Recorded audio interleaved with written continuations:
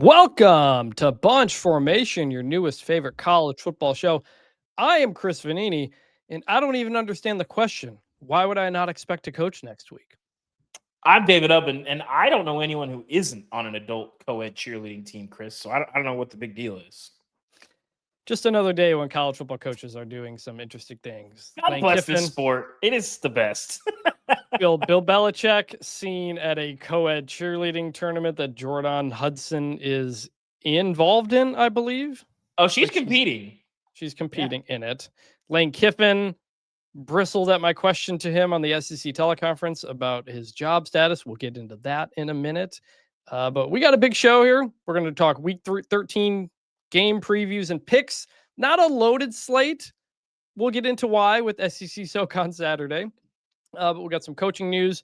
And we have already gone, if you missed the show, we went live on Tuesday night. The show is up in the feeds, both on YouTube and your podcast feeds. We went long on the playoff reactions, the Miami, Notre Dame, Alabama, Oregon of it all. We went long on Lane Kiffin and his situation, what he's thinking about, what he's waiting for, what could happen. We also talked about James Franklin's fit at Virginia Tech. So we won't really rehash a lot of that here. It's the previous episode in your feed. We went for a while on it. I thought we had a good conversation. So. It's a fun show. It's a fun show. So go check that out. Check out the show notes here for timestamps if you want to jump ahead to different things. Please send all feedback to bunchformationpod@gmail.com. We are also Bunch Formation on all the social media where we can continue to get lots of Instagram comments about sports bars from that clip. It continues to spread. So there's that. Please leave us a 5-star rating on Apple or comment on Spotify. We'll read it on the show. We do now. David alerted me to this. Our show rating is back up to a perfect 5.0, which is awesome. I don't know. We had somebody that did was it a 1-star or a 4-star? I don't remember, and it disappeared. So I don't know. We had one 1-star review that came right after our interview with Connor Stallions, which received mixed feedback. So I'm pretty sure that's what it was.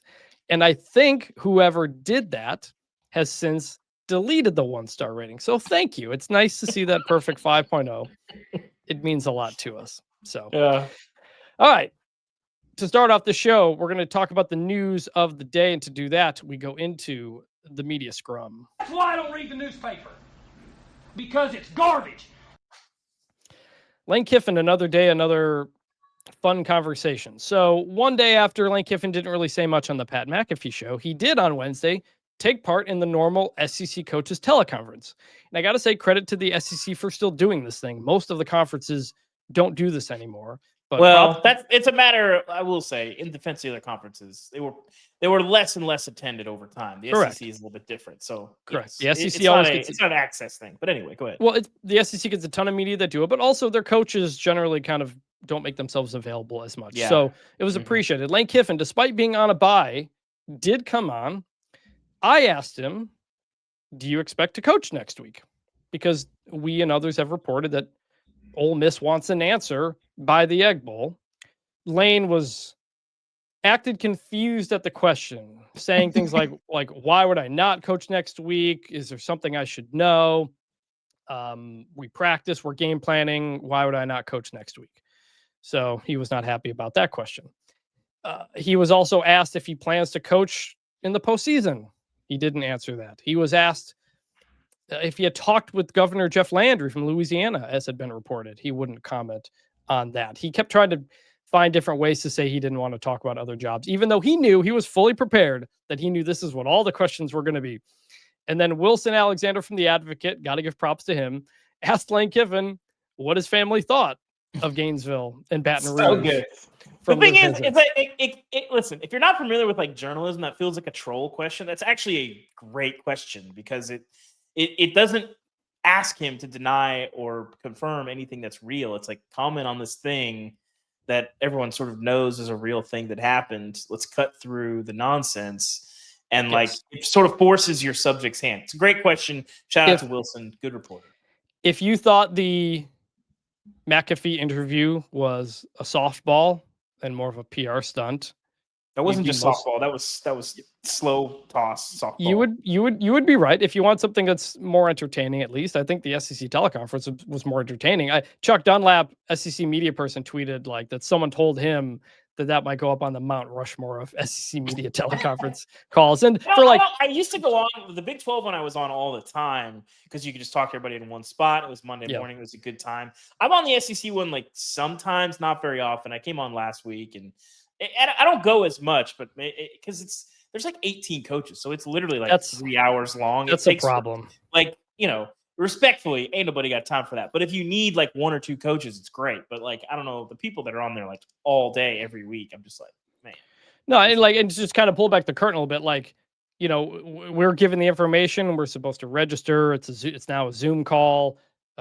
Where they let you in to talk, like they unmute you. You can't. It's not just a free for all. It's every coach comes up. They have about 10 minutes.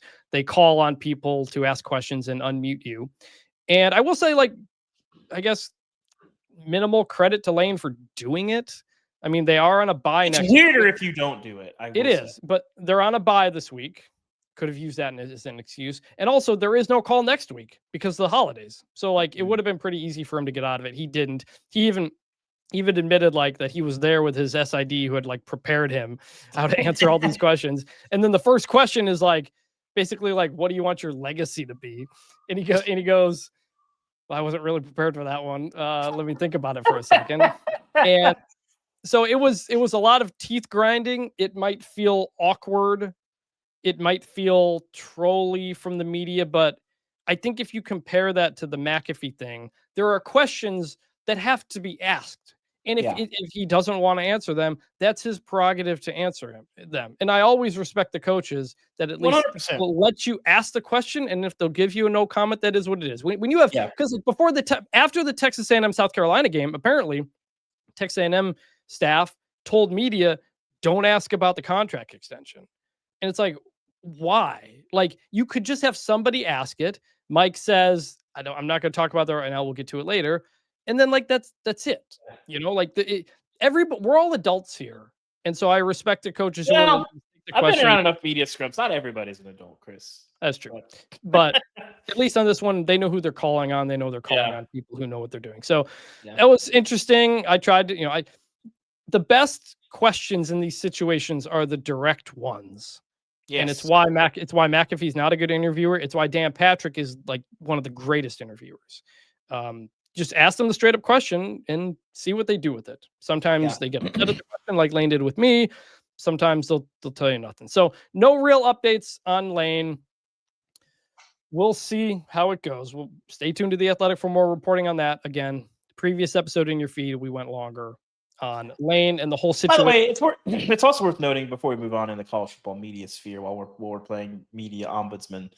Tom Rinaldi gets a lot of like, most people know him as like the guy who makes you cry on Saturday morning. Tremendous interviewer. One of the best of all time. It is like, it actually is a skill that I actually think a lot of people in this business don't fully understand. They don't teach it very well. No. Like in journalism school, like that's just not a emphasis, and it's hugely important. And we don't need to have a journalism class in here now, but I think people in our business would be well served to spend some time. And I just like talking about this for the people who follow us and know us. We try to tell you kind of what our job is and how we do it and how we approach it. Try to be kind of open about that. So nothing new from Lane. We asked all the questions that needed to be asked and didn't get many answers, but that's the job sometimes. On that same call later, Steve Sarkisian went out of his way to say that he is not going anywhere. And here's some of the quote. I'd like to comment on something before I get into our team that has been bothering me now over the past few weeks. That is people reporting that are insinuating that there's a possibility I could leave the University of Texas, and that is absolutely false and untrue. I'm not going anywhere. Never do I do this because I never want to be a distraction, so I'll never address these things.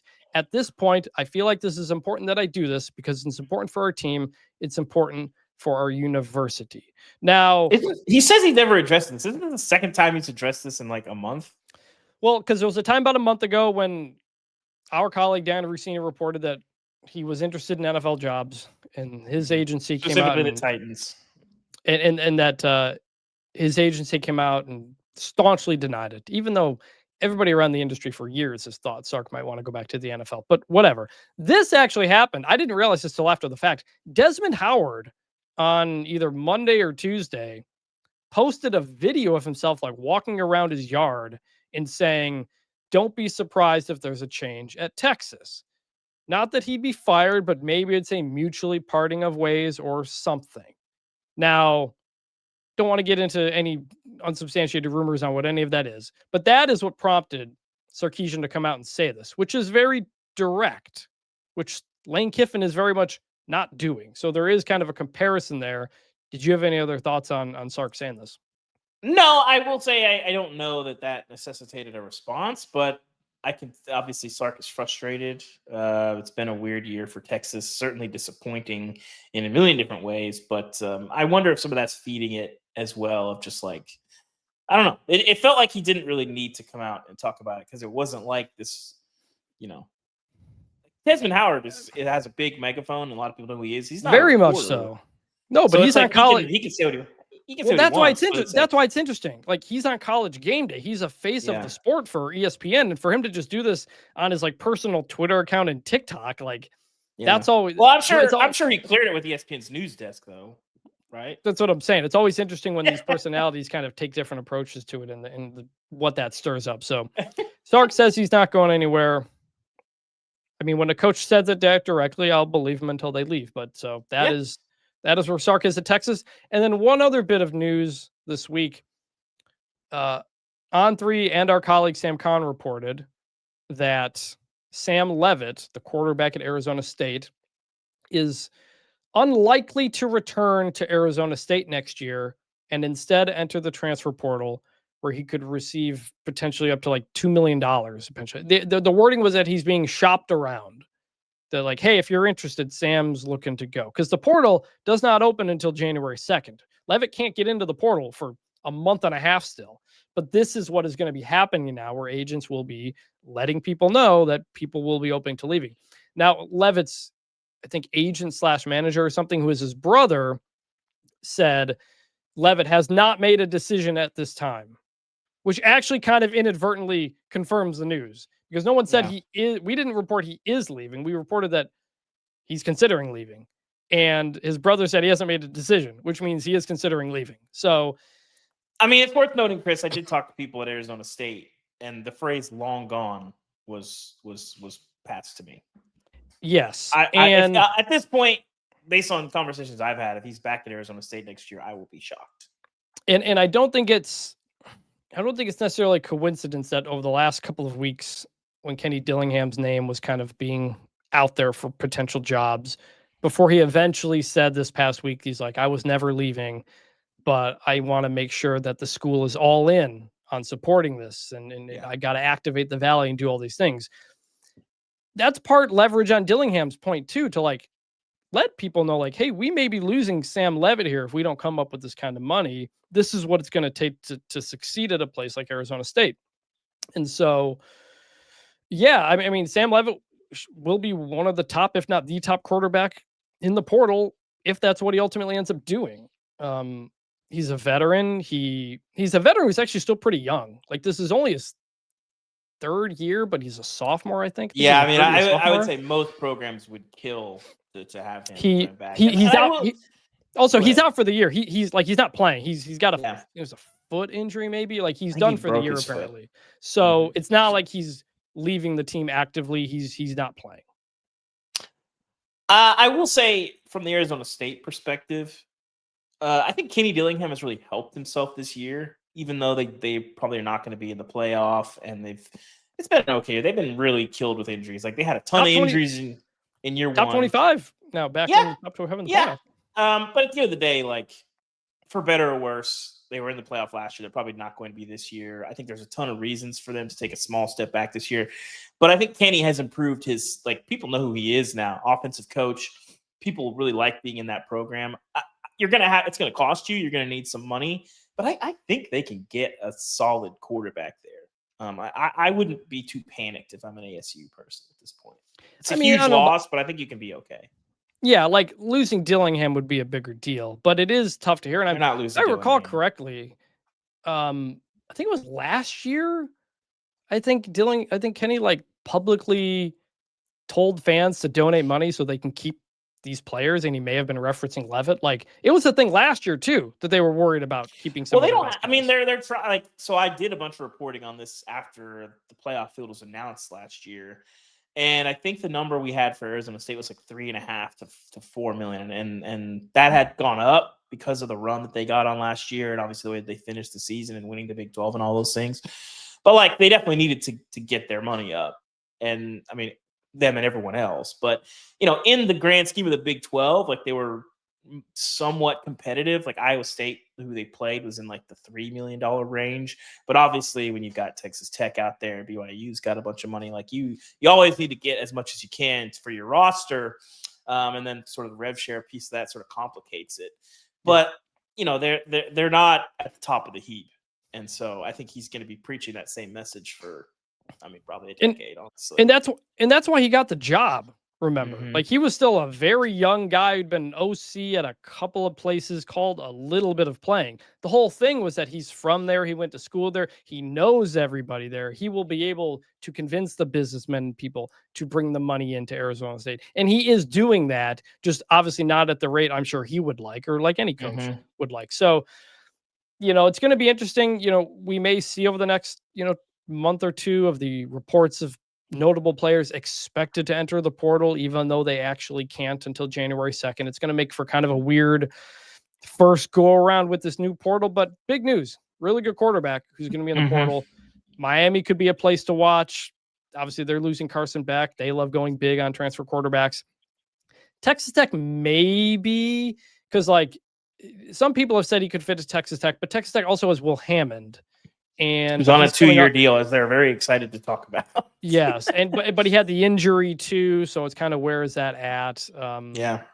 But among places that are losing quarterbacks, I think those would be places to watch. So, all right, and we're going to get into the game previews now. But before we do that, David has a take about this schedule that he wants to get off. So to do that, we are first going to go into the heat check. Analytics, throw them in the garbage. So we are in SoCon Saturday. It is the pejorative that has been thrown out there for the SEC, who does take off the week before. I said take off. The week before rivalry week, you see some FCS games. You see like South Carolina's playing Coastal Carolina. It's not all SoCon, but SoCon Saturday is a very funny name for it, and it has kind of stuck. And obviously strategic from the SEC. They do only play 8 conference games for now. That number is going up to 9. But I think there is this idea that it's like sort of gaming the system or like cheating college football. It's like everyone else could do this. They just choose not to. And the SEC, for pretty much forever, has been doing it. Nobody made the other leagues play 9 games. Nobody made the leagues not mix in a non-conference game before rivalry week and create SoCon Saturday. The SEC is what we like to call shrewd pragmatists. It's a smart move. It sucks that we have 2 full weekends of college football left, and this weekend the SEC is kind of a waste outside of like Florida, Tennessee, which is not that great this year. But don't act like the SEC is doing something crazy or cheating. It's a chance for them to get healthy, no matter what Nick Saban can say, get young players reps, get a look at some of them, and gear up for rivalry weekend, which is going to decide some fates of teams in the playoffs. So I don't particularly like it, but I can tip my cap to the SEC for making a smart move that makes a lot of sense. They've been doing it for a long time, and people have been making fun of it for a long time, as they should, but more leagues, if they were smart, should probably try to do it or get it banned somehow. So I grew up in Big Ten country, and it was always you play your 4 and then 3 non-conference games, and then you go into conference play. It's like the non-conference was almost like the preseason kind of. It was a very simple schedule that you could understand. And then you would see in week 12 or 13, the SEC teams playing FCS games. You're like, what are they doing? Why are they doing this unfair thing? Yada, yada, yada. And as you kind of get older and understand how everything else in the country works in the sport, you realize, no, they're just doing a very smart thing. There was often a lot of times, by the way, that the SEC would start conference play. It's like the first game of the season. And that was something nobody in the Big Ten or these other leagues wanted to do. They're like, no, we don't want to play such a important conference game so early because we want to have our team set. So they're both perfectly fine strategies, but eventually the Big Ten, the Pac-12, the Big 12 went to 9 conference games because it could get them more money. And those conferences eventually started moving conference games up a little bit earlier in the season. Or you see the Ireland game, which was a Big 12 game this year. And I don't believe they're getting rid of this either when they go to 9 conference games next year. They're not getting rid of the FCS game, and not to say that they should necessarily, but it does make it weird where like you go through most of the season now and conference records are not even because everybody plays them at different times, which makes things a little bit confusing. Yeah, the fact that like Georgia's already done with their conference play. Yeah. Like Akron's season ended last night, different league, but these things are weird. And I will say, like, to get back to what we were talking about, you do have to see it through different lenses. If I'm running college football, this should not be allowed. This should not happen. Well, and I do wonder, like, but I do wonder the SEC doesn't act in the for the good of college football. If they did, Texas and Oklahoma would still be in the Big 12. They're doing what's best for them. And as much as that sucks for the sport, like you have to tip your cap. For as much complaining about TV networks controlling the schedule of college football, you kind of got to give the SEC credit for being able to hold on to this one. And I do wonder if ESPN tires of this as we go through the SEC schedule on the slate. It's not much. And as we've seen, the SEC games this year have been doing bonkers numbers on crazy ABC, numbers. all the ABC games and all that stuff. But this week, they just kind of don't have them. And I can imagine the ESPN being like, maybe let's change that. And maybe the SEC won't, because that's what leverage and power comes with. Okay, so now let's get to the actual slate of the games, into the game previews. This is for all the Tostitos. Update on the records. Last week, I went 4-4. David went 3-5. So I was able to pick up a game. I tried to fade you a lot. Tough week for our staff, by the way. No one on our staff had a winning week last week. Crazy. Nobody. Records on the season. David, 60-49-2. I am 54-55-2. So I'm 6 games behind. I picked up 1, 6 behind. And the loser of this will have to DoorDash from one restaurant to another restaurant in honor of David. So I will say, Chris, as far as the punishment goes, we can't change it at this point, but it does feel a little, the more I've thought about it, it does feel a little uneven because I did already do this in my normal life. So I like the fact that I'm winning because I don't know how much of a punishment it would be for me, especially if I have to just recreate the same order that I made at the coaches convention last year. We'll see. I think you'll end up at the coaches convention this year. We'll see. Yeah, I'm not sure yet. I mean, the other thing we could do is the loser has to join a co-ed cheerleading team or something. Well, I'm already on. Are you not on one? We'll make it in future years. I think we'll make it progressively more punishment. This was suggested by the readers at the time, and we thought it was pretty good. So we'll stick. Chris has a really good back handspring, by the way. If you haven't seen it, it's fantastic. It's one of the picture perfect form. I don't know where you learned it, Chris, but tip of the cap to you as well. Also, might be the fact that I am losing that I don't want to change it. So, all right, biggest game of the week: number 15 USC at number 7 Oregon. 3:30 Eastern, CBS.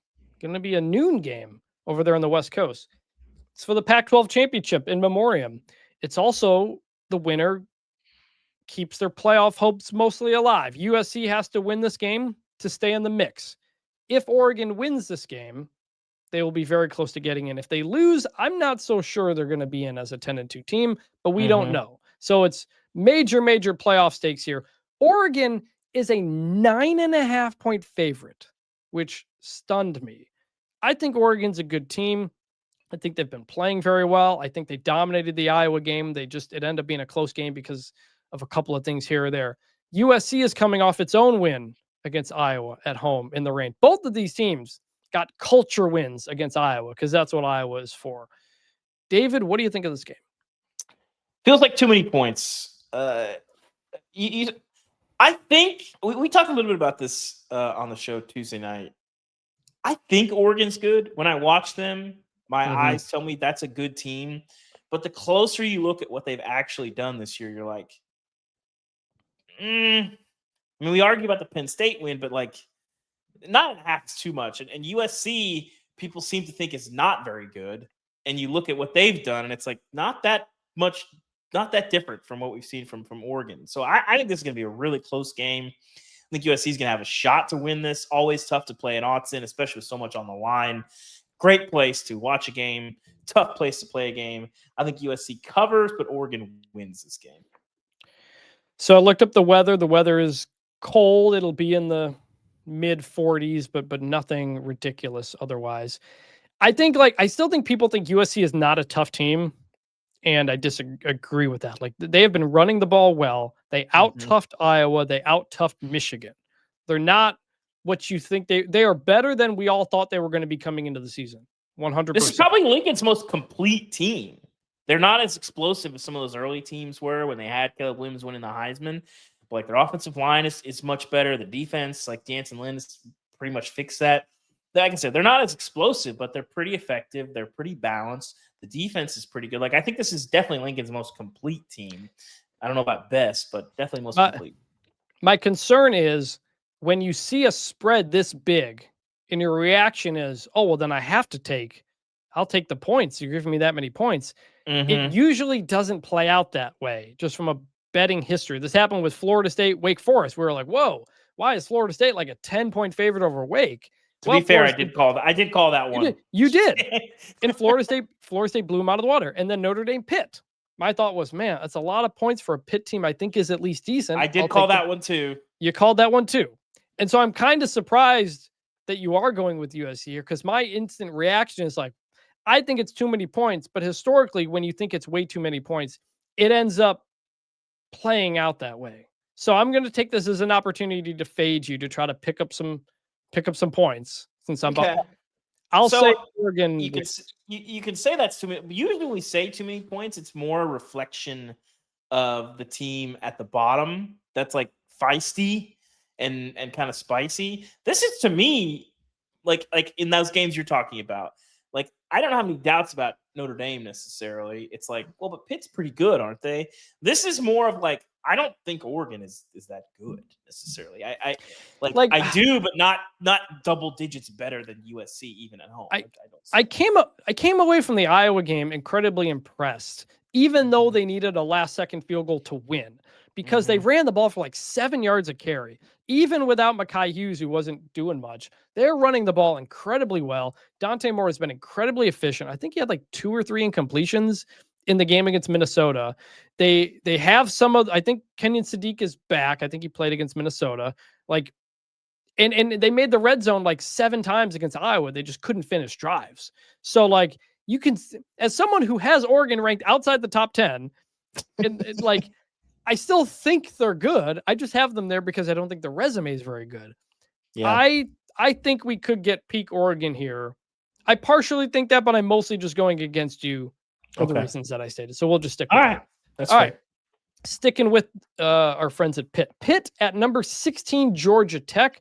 Georgia Tech's a 2.5-point favorite. This game is at 7:00 Eastern, ESPN. Georgia Tech, I believe if they win, they're in the ACC championship game. I believe it is what has been said. Everybody else has a kind of weird things need to happen. But I'm fairly certain if Georgia Tech wins, they're in. What do you think? It feels like a tempting place to buy Pitt low here, coming off of last week. Kind of, like 2.5 is not that many. I know that's what I'm saying. It's like I kind of like that. I think it's sort of a buy low on the Georgia Tech front too, though, because they were so bad last week. I think I trust Brent Key coming off of a game where his team won and he looked sick after at the way that they played. On both sides of the ball. Offensively, they made some plays late, but it wasn't great early. Defensively, a complete debacle. So I think this will be a high-scoring game, but I think Georgia Tech does enough to win it and get to the ACC championship where they'll see me. We do know that this is a must-win for Pitt, unlike the Notre Dame game. That's true. last week. Georgia Tech has given up 1,100 yards over the last 2 weeks to NC State and Boston College. Yeah, it's not good. What's up, Trevor? So but their offense has put up like the same amount of yards. Like the offense has been incredible. So, man, 2.5 is like not a lot. Like this is a toss-up game for me, frankly. And given the vibes around Georgia Tech are they're not good right now. Mm-hmm. And even though Pitt did what they did, I think that's partly Notre Dame being very good. I'm going to go with Pitt. So, okay.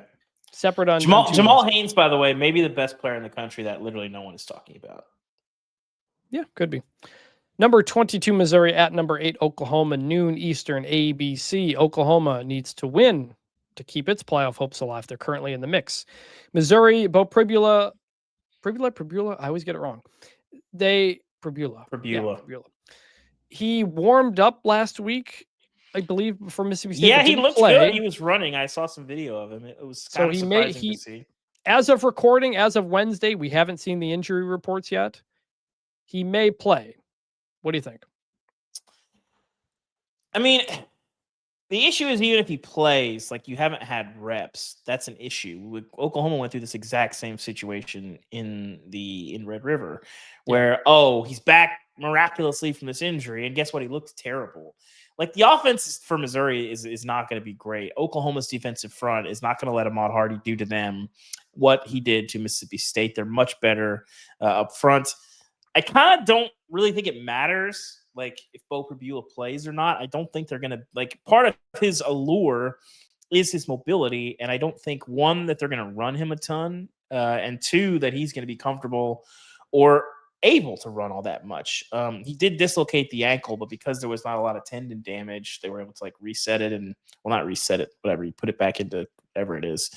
My medical degree is letting me down right now. But basically, he's, and I think there's some fair questions about whether or not the value of trying to get him back on the field is there. But either way, I think Oklahoma, I just don't think Missouri is going to move the ball in this game at all. And I don't think Oklahoma's going to do that much either. I think the under would be the play here, but I think Oklahoma wins this game by double digits. So the under, but them still covering. And again, that is... Yeah. I mean, I think this is going to be like a 24-10 situation. I mean, I could see it being like a 17-10 thing, and Missouri covers narrowly, but I don't know. Missouri's secondary is not very good. I think Oklahoma, like, I'm at the point where I trust them now, which may feel a bit dangerous considering they didn't play great in the wins against Tennessee and Alabama, at least offensively. But you get through that part of the schedule, they know what their goal is. I think you have this team very focused. And they're not going. We know Oklahoma's not going to be able to run the ball unless it's Mateer, so he'll have to make some stuff happen. But I think they do. I will go Oklahoma as well.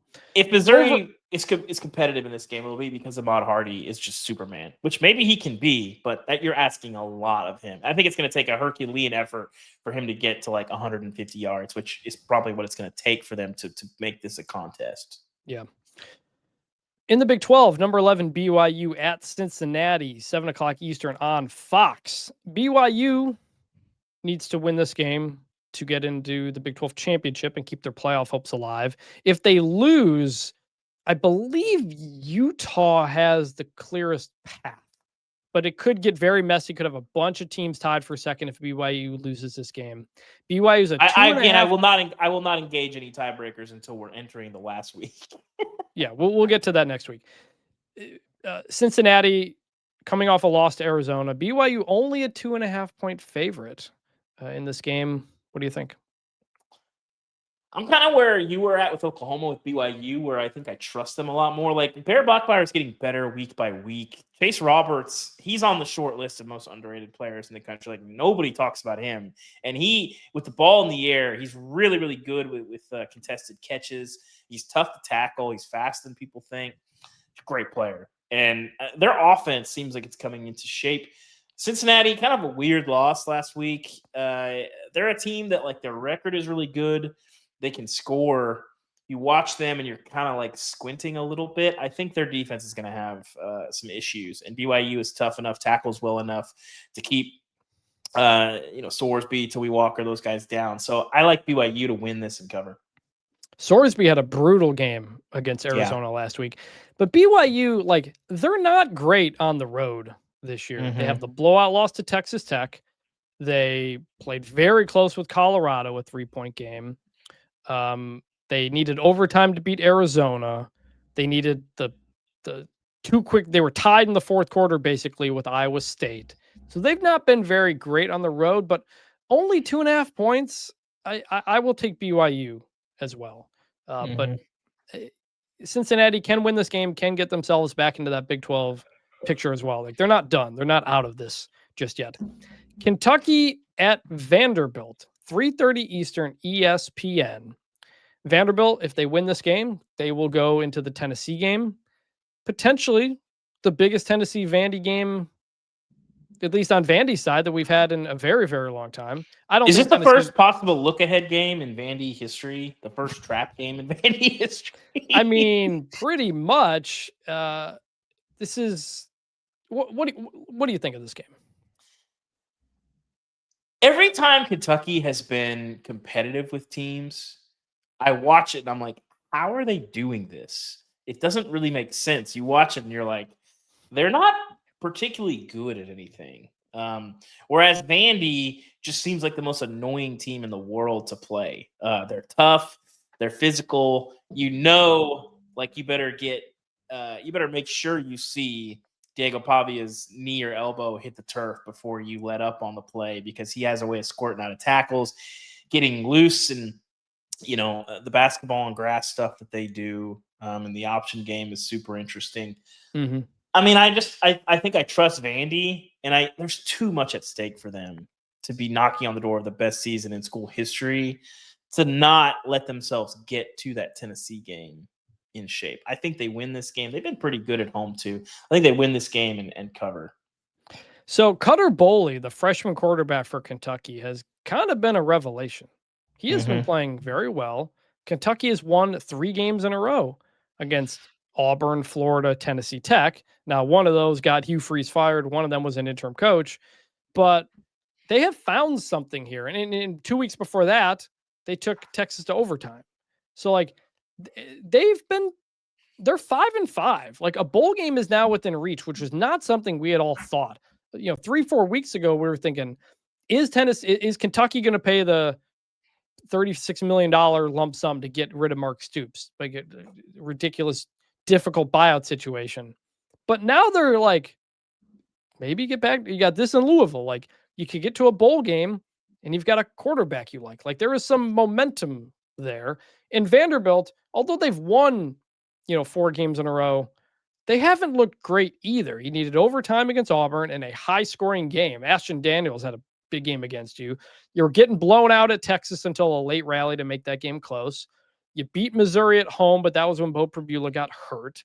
And you beat LSU by 7, but LSU's actually not very good. So you're kind of in the spot where Vandy's trending not down, but they're not trending up exactly. And Kentucky is kind of trending up here. 9.5 on the road. Vanderbilt's also coming off a bye, so they are a bit prepared. This is tough. I'm going to say Kentucky covers 9.5. Yeah. I think they can do it. I believe in Cutter Boley. So that'll be an interesting one. Arkansas at Texas, 3:30 Eastern ABC. Texas an 8.5 point favorite. Obviously, they need to win to have any sort of chance. I remain surprised that Texas was behind Vandy 3 spots in the playoff rankings, considering Texas beat them. But, if Texas can win this game and beat Texas A&M, you are in the conversation as a 3-loss team. And I kind of only have this game here is where Bobby Petrino, he's 0-5 as the interim head coach at Arkansas. 4 of those losses by 3 points or less. Like, they're on a historic close loss season. They're 2-8 with a positive scoring differential. David, you're the Arkansan here. What do you think? Yeah, I mean, the Texas game has always been a pretty one-sided rivalry in terms of motivation. Sark's experienced that. Be careful. Like, Arkansas, you got to think at some point they knock somebody down. And Texas just has not been very dominant very often this year. And I don't think this is a game, especially talk about look-ahead spots. I mean, A&M next week for a chance to compete for the playoff. I mean, that's a pretty big a pretty big deal. So I think Arkansas keeps us close. Texas upset alert. So you have Arkansas covering 8.5. Arkansas covers 8.5. If I was, a betting man, I might sprinkle a little bit on the money line there. I mean, I do wonder, like, it is weirdly a credit to Petrino that Arkansas has kept fighting for a season that is completely lost. You do wonder about the quit factor. Does the dam break at some point? I think Texas at home. Texas has been good at home. Where they have struggled and been weird, it's been on the road. But back at home, I'm gonna go with Texas covering as well. Louisville at SMU, noon Eastern, ESPN2. I am planning to be there. Both these teams still in the mix for the ACC championship. SMU has still only lost one regular season ACC game in 2 years since it's joined the conference. Louisville on a 2-game losing streak. SMU, I think maybe coming off a bye, but they've kind of been chill since the Miami game. They beat Boston College, haven't had to do too much since. I'm going to go SMU covers here. I like this team at home. They were rocky early in the season. You blow the lead against Baylor. You should have won that game. You lose in overtime. Yeah. Bad performance at TCU, full stop. But since then, they've been good. You lose to Wake Forest on a long field goal as time expires in kind of a crazy situation. So and Wake's better than people think. That loss looked worse at the moment than it does now. I think Kevin Jennings, getting a bit healthier. Under Rhett Lashley, this team has been very good in November. So I'm going to go SMU covers. Yeah, you mentioned it. You look at what this team has done this year. The gap between this year's team and last year's team, not that far. Like, the SMU has still been really good. And I don't trust Louisville, especially on the road. SMU, they've had some pretty good atmospheres, way better than you're used to seeing for SMU. I think they win this game and cover here. Yeah, I saw they sold out the Miami game. There was a lot of Miami fans there, but still it was a pretty fun place. All right. Speaking of, number 13 Miami at Virginia Tech, noon Eastern, ESPN. Miami's a 17.5-point favorite. Virginia Tech now will be motivated by knowing James Franklin will be their head coach moving forward. I think Miami's actually pretty motivated by the disrespect of the Notre Dame situation. The last two games, Syracuse and NC State, they have taken care of business. NC State, a good offense, did not cross midfield until the final drive. It's on the road, and it's a nooner, so you do wonder if you're a little bit sleepy early. I think Virginia Tech maybe keeps us close for a half. But I'm going to say Miami.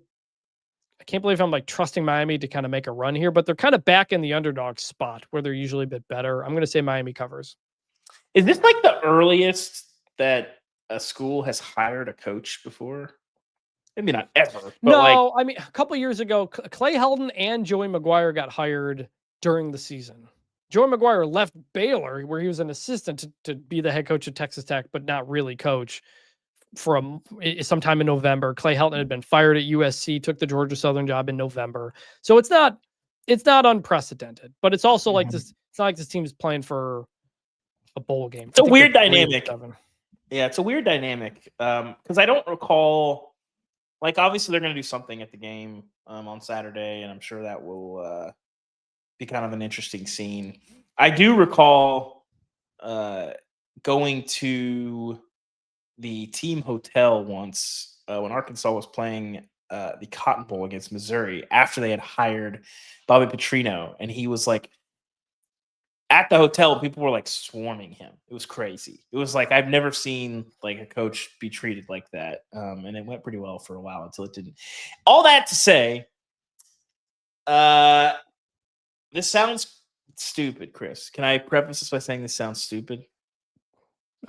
Sure. I don't know what it is, but sure. When you play CFP 26 and you open a game trying to beat the crap out of team, this has been true for me for the entirety of ever playing. You try to beat the crap out of somebody, it usually doesn't go well. You're pressing, you're too aggressive, and I wonder if there is a dynamic here with Miami where it's oh, we want to set out to prove something to the committee, and that gets you in trouble, especially on the road, especially in a weird dynamics with this Virginia Tech team where you do kind of know who the coach is. He'll be kind of there seeing I'm sure he'll be on the sidelines just watching, getting a feel for who he wants to kick out of the program and send in the portal and who he wants to keep. I do wonder if that's like a thing. I'm going to take Virginia Tech here to cover. I don't know that they win, but careful, Miami. I don't trust this Miami team as far as I can throw them. Fair enough. Duke at North Carolina, 3:30 Eastern, ACC Network.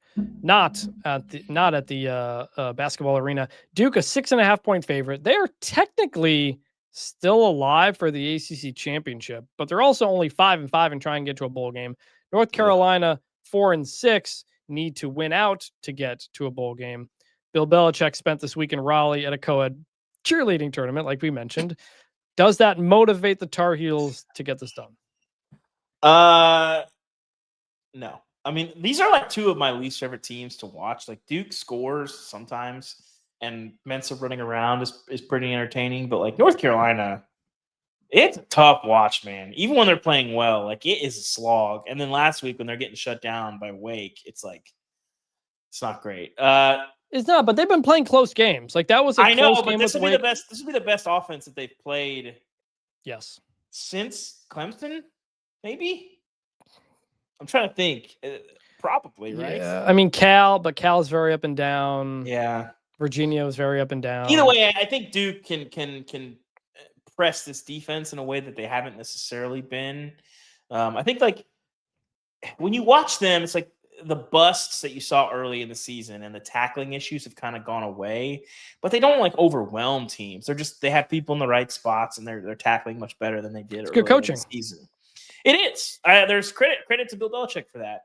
But I think Duke has the talent and scheme to press on them in a way they haven't been. I think they win this game and cover. I'm going to go Duke as well. I think Mensa. I'm very curious how Belichick goes after Mensa. Like that is legitimately a very fun matchup to watch because Mensa has been one of the most prolific quarterbacks in the country this year. Good. Well, no, never mind. Go ahead. Okay.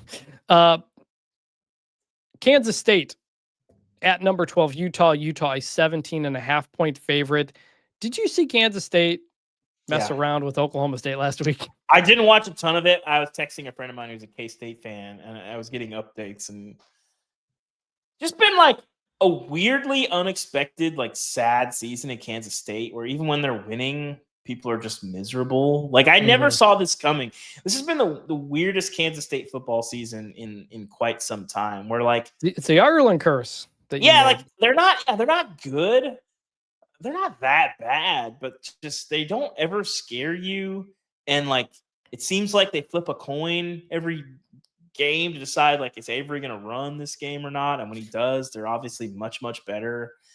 They're a tough watch too, because when they try to turn Avery Johnson to a pocket passer, it's not good. Utah though, buddy, they overwhelm some teams, and K-State feels like one that they can keep Avery Johnson corralled, and that running game I think can expose K-State. The Oklahoma State thing last week, that was a debacle. But Utah. Yeah, Utah as well. They dominate the teams that are not great. And I think Kansas State's not great. I'm going to go with them as well. Some big runs. I don't know if that backup quarterback may not get it in this game, but they've been running the ball well. I will go with Utah. Washington State at James Madison, 1:00 Eastern, ESPN Plus. James Madison, a 13.5-point favorite. Washington State, a very up and down team. Like they've been hard to figure this year. At the beginning of the year, you didn't think this game was going to be anything, and then Washington State starts playing well, and you're like, maybe it is actually a big game for James Madison. Then they lose to Oregon State, and they've been kind of since then. JMU, they've blown out almost everybody they've played, except for the loss to Louisville and the weird game against Georgia State. But they figured things out. They got the quarterback situation right with Barnett. They've been kind of romping. I think James Madison wins big. They're going for style points. They're trying to make an impression. I got the Dukes. I also have the Dukes, but a word of advice, like there's no amount of style points that's going to help them. It's not going to happen. I don't think so either. They need American carnage. That's the only thing that's going to get them there. They just need every team in that one-loss group to just start taking losses, which is possible. Like the league's been weird this year, but that's the only route. Like if the American champion has 3 losses and they've got 1, think they got a pretty good shot, but it doesn't matter what they do. But I think they win this game big. They're good, and obviously will be motivated in this one. Agree. Now we go to American Corner presented by Soar the Eagle. North Texas plays Rice. They're an 18.5-point favorite. We don't need to pick it, but they're one of the top teams in the league. That's their game. Curious if Rice's kind of option type game means anything, although North Texas did stop Navy pretty well. Navy is off this week.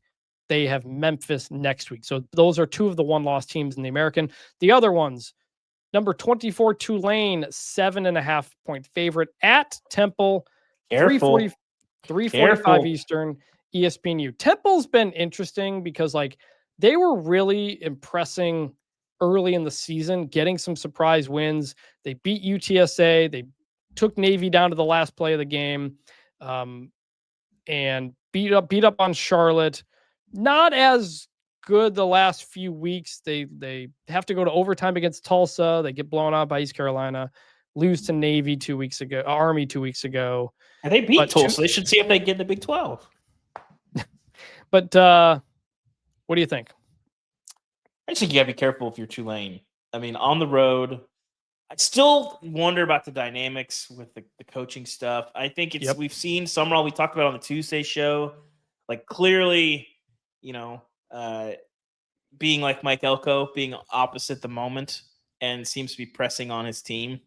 We'll see if it works. But these dynamics don't.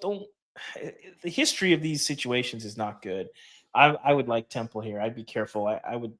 That might be worth a money line sprinkle there for Temple to win that game. I do wonder. So Tulane comes in as a top G5 team, which means if they win out, 99%, they will be the playoff team. Because if you're ranked and you win your last game in the American, you're going to the conference championship game if there's not a head-to-head, and there's not. So they will be. So if they win these next two games, they're in the championship game. If they win that game, they're in the playoff. I do wonder if that kind of helps the narrow focus a bit, because I got to talk to John Summerall about this when I was down there, because last year they really struggled down the stretch. You lose to Memphis, lose to Army. There was a potential for a playoff spot. They let it fall away. And Summerall said, he's like, I didn't do a good job of handling that. And so we tried to handle it this year by talking to the team fully about it before the season. He's like, how many of you guys saw my name up for a job? Everybody raises their hand. And he says, how many of you guys thought about going in the portal? A lot of hands, go up. He's like, let's all of us just agree until we get to the end of the conference regular season game. Let's just lock in and focus there. And he's been trying to preach that. The LSU thing, I think, kind of made that impossible to contain a couple of weeks ago. And you saw that with the performance at UTSA. I do wonder now that the idea that Summerall could leave is not new news anymore. They've been dealing with this for a month. They may be just kind of used to it and back focused. Are we going to get the Tulane team that was dominant in that first half at Memphis? Or are we going to get the team in the second half that nearly gave the game away? They've been very inconsistent, especially on the road. I still really like their talent. I think the fact that they know their path to the playoff now, I think that keeps them focused enough. I'm going to go Tulane covers. Yeah, I think they've been the best. I mean, I've been saying that since August. I think they're the best G5 team. They just got to prove it. We'll see. East Carolina, meanwhile, still in it. They are 2.5-point favorite at UTSA, 3:30 Eastern, ESPN Plus. UTSA has been very, very up and down. I'm still surprised they're a favorite because UTSA has never lost a conference home game. Yeah, I'm a believer in the Alamo Dome voodoo. I mean, I'm buying it. Yeah, I think East Carolina's a solid team. Blake Harrell's done a good job as coach there. They have been outmatched against most of the better teams. But I'm going to go UTSA as well. I think home game, it's just UTSA outright. Mm-hmm. Yeah, the vibes aren't great there at UTSA. Kind of the stuff Jeff Traylor is saying week to week. He's usually pretty brutally honest, but is what it is. One other game I forgot to get to: Hawaii at UNLV, 10:30 Eastern, Friday on FS1. I'm not UNLV for that. It's gonna be a lot of points. UNLV 2.5-point favorite. Going to be a lot of points in that game. UNLV's first place. No, San Diego State is in first place, but UNLV is playing for a spot in the Mountain West Championship game. Both these teams are actually going Going to be a lot of points in this game. Any thoughts? Yeah, 2 losses. Both these teams have 2 losses in conference play. So the loser is out of the conference race. The winner's still in it. I'm going to go UNLV. I think they score too much. It'll be a fun game, but before a college football Saturday, I can't do it. Maybe I will DVR it and watch it in the morning while I'm making French toast or something. We'll see. All right, hot seat watch here. Florida State at NC State, 8 p.m. Eastern, Friday night. Florida State, a 4.5-point favorite. It's one of those, Mike Norvell, you want to keep your job, you got to have it. 4.5's a lot. NC State's been very up and down. They beat Georgia Tech. I do wonder if NC State's able to put up points and Florida State can't keep up. Could be interesting. I don't know what happened to NC State against Miami last week. I think it's a good buy low spot, especially at home. Like they're going to win this game outright. Good luck, Florida State. Will there be any questions about Dave Doran's birthday afterward? Let's hope, though. I mean, they're at home, so everybody will be on Zoom, which again, somehow nobody's talking about. So I don't know. I'll go Florida State. I think they've been pretty solid the last few weeks. I think they've kind of settled in a bit. Have we talked about this on the show, Chris? I don't want to. We're okay. We're okay on time. The fact that NC State, when they do home games, Dave Doran only talks to reporters on Zoom. We are 4 years past like pandemic accommodations. The story that because I covered a game at NC State earlier this year, and the story that I was told was that they repurposed the room that they used to do it in during COVID, and there's no place to do it. But then they do it in person on the road. Like, it's crazy. The fact that NC State, I don't know how people aren't screaming about this from the rooftops. Like, it's ridiculous. Like, come on. That was the ECU game week 1. Yeah. I was like, what is happening? David's texting the group chat, just baffled that there is an in-person there is not in-person access at NC State after games in 2025. He can't believe It's nobody crazy. on the beat. He can't believe the beat hasn't thrown enough of a stink to make it happen. I am confident that they are the only one of 136 FBS teams where the head coach doesn't meet with media in person after the game. I am home games. Home games. The road game is like road games are always, depending on the stadium, it's a little bit of a like some places have spots, like it can get a little hairy, but like generally they have like a reserved space. Sometimes you'll do it on the field, which is usually better. Or if it's a G5 and they don't have anybody travel to the game, they'll do something like that. But like a home game is crazy for a major conference team. Like a public university, that's crazy. I mean, maybe that's what's keeping the program down from like maybe I'm sure it is. It's got to be what it is. All right, Baylor. Happy birthday to Dave Doran on December 3rd. We got to celebrate that on the show, Chris. I feel like we have to. Write it down. I'm going to forget. Baylor at Arizona, 1:00 Eastern, TNT. Arizona, 6.5-point favorite. Baylor is 5-5. They need to win a game to get to a bowl game, but a lot of people think Dave Aranda will be fired at some point. But as we've talked about previously, we're not really sure since they don't have an AD right now because Mac Rhodes is on leave for investigations into some allegations that are not clear. So who has the power to fire Aranda and lead a potential search?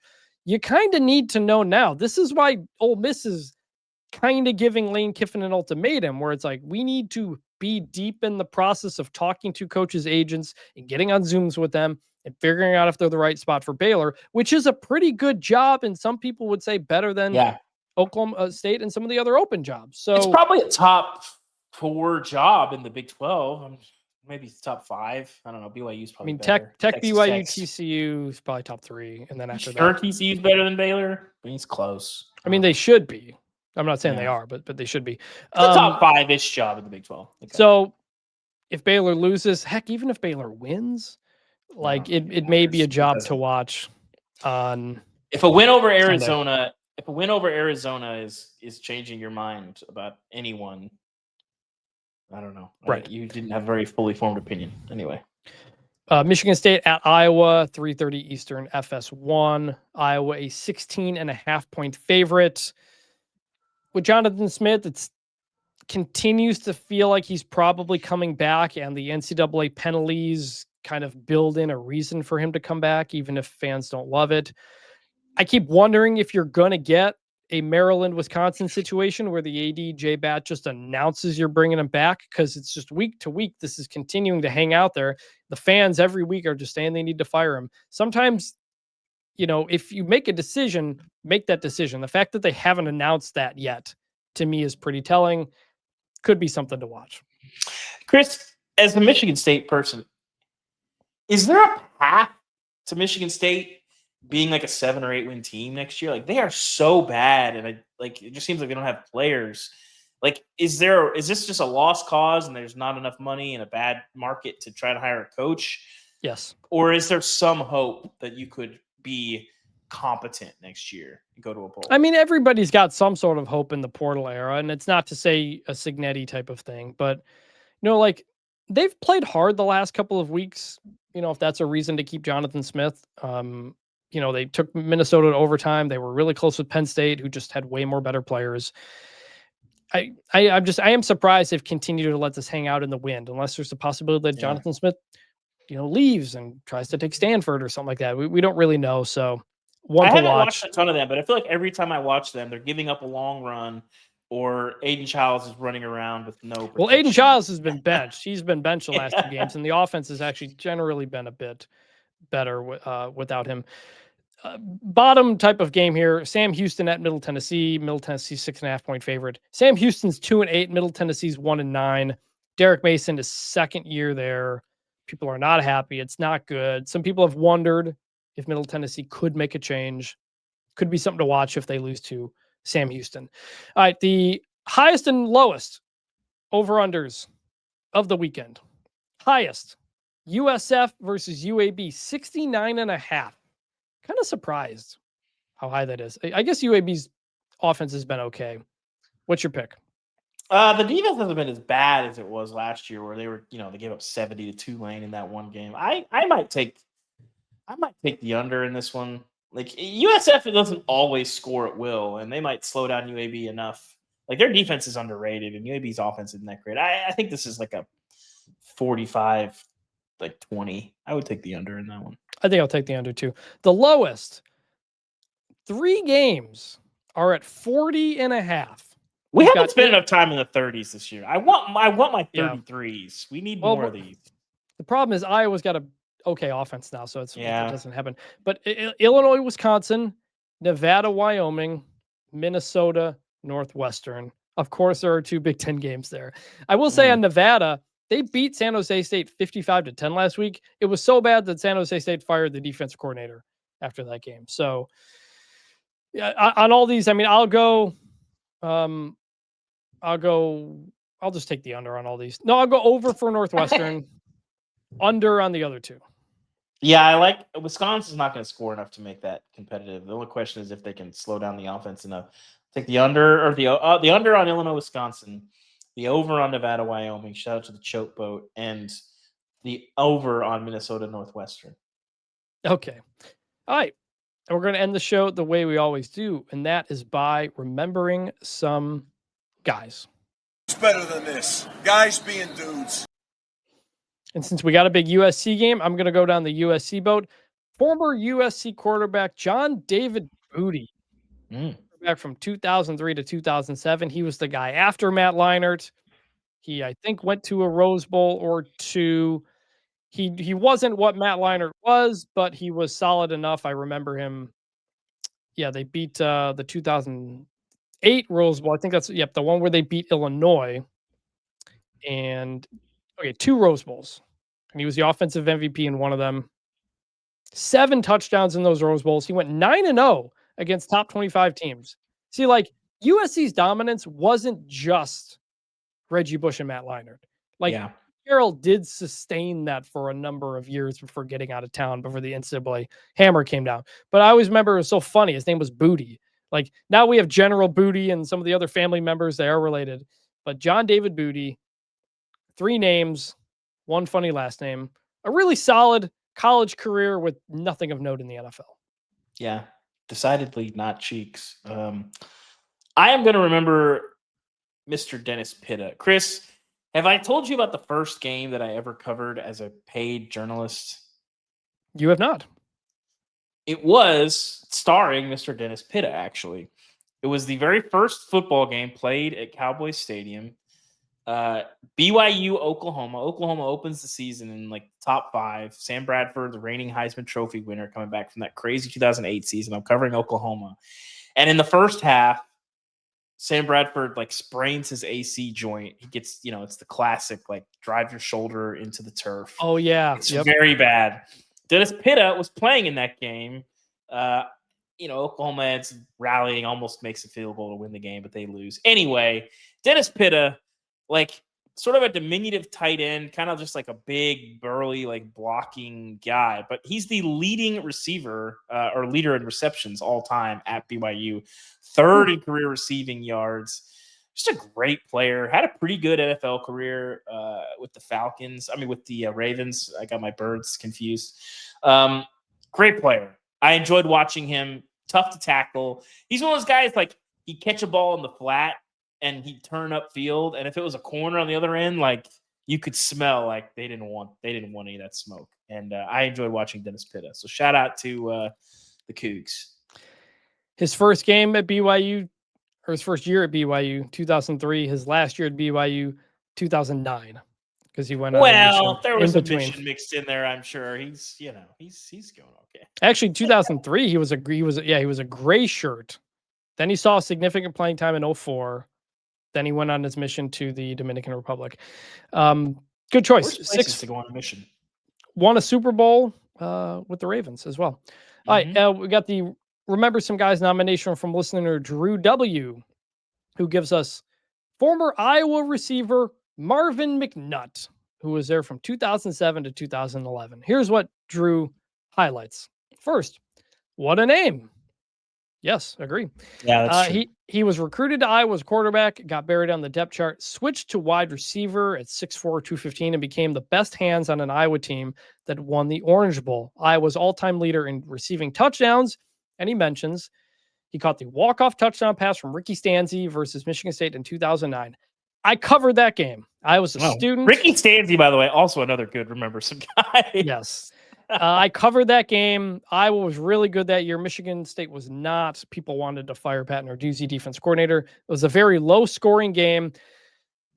So you know how like Mark D'Antonio had the trick plays? He had the fake field goal, Little Giants. There's a couple of fake punts that were notable.